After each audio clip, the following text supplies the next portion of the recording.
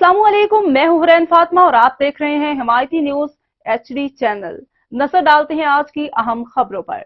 कराची बच्ची के इलाज के गर्ज से बाप ने पुलिस की वर्दी पहन ली। अब्दुल्ला को अब्बासी शहीद अस्पताल से हिरासत में ले लिया गया।